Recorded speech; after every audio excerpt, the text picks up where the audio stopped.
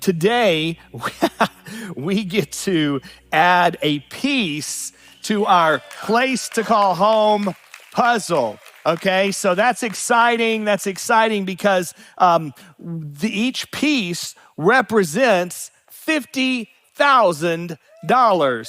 That's incredible, and this brings us up to $750,000 for a place to call home. Yeah, which is all about our land here in Buda, our 11 and a half acres, our parking lot in San Marcos, and all the things that we're doing around the world. And the great thing about these pieces is that this piece is more than just what it is. It's more than just a piece. It actually reflects much more than that. It reflects your commitment to God and to his church. It reflects your obedience. It reflects our hope for what God is going to do through us. It reflects our love for the people here in our area and those who are going to come and find hope and a place to call home and find Jesus. And so all of this is the reflection of this piece. And it's very similar to our marriages, which are a work in progress. They're not quite there yet,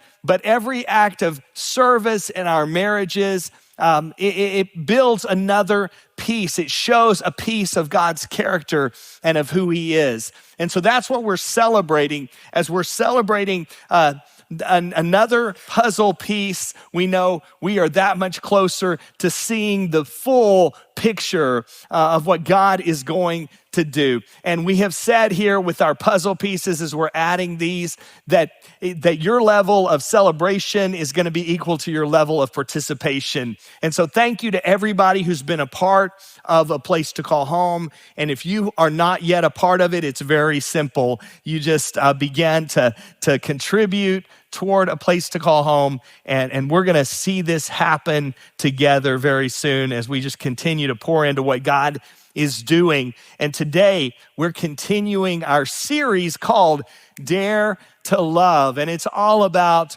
relationships, specifically about marriage. And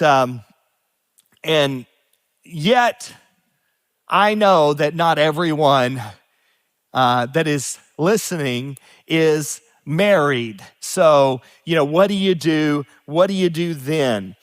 You may be single and you may be very content. And I hope that you're content if you're single, but you don't have to get married. And even in the Bible, Paul gives this direction, or you might call it a warning.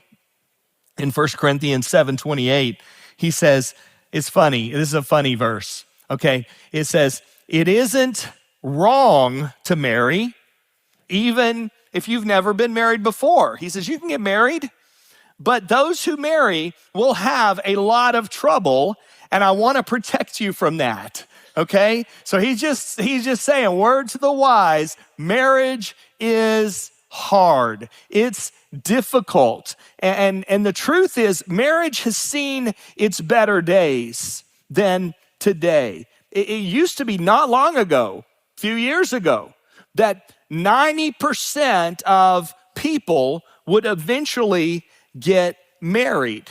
But because of the way our culture has changed, and because people are waiting longer to get married, and people are now just moving in together without getting married, now it's more like 75% of people will eventually be married.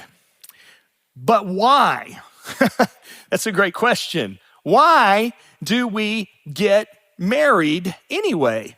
A lot of people, they decide to get married because they think, then I'll finally be happy.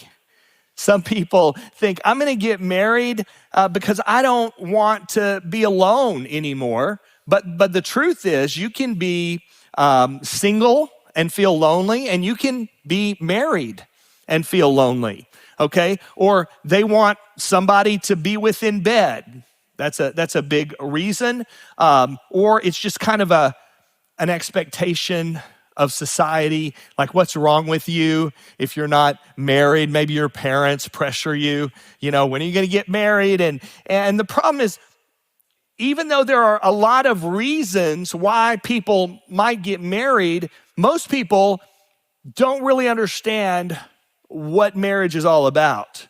And they don't really have a real purpose in mind as they take that step. And everybody has an opinion about marriage, but there's only one opinion that really matters, and that's God's opinion. God is the one who came up with this whole idea of marriage in the first place. And so he gets to tell us what it's all about, what it's for. And fortunately, if you ever want to know what God thinks about any topic or any issue, then you can look in the Bible and you can find out. He's not hiding it from us. He tells us what he thinks. And in the Bible, a guy named Paul, he gives us some powerful principles about what marriage is all about in Ephesians chapter 5, verse 31.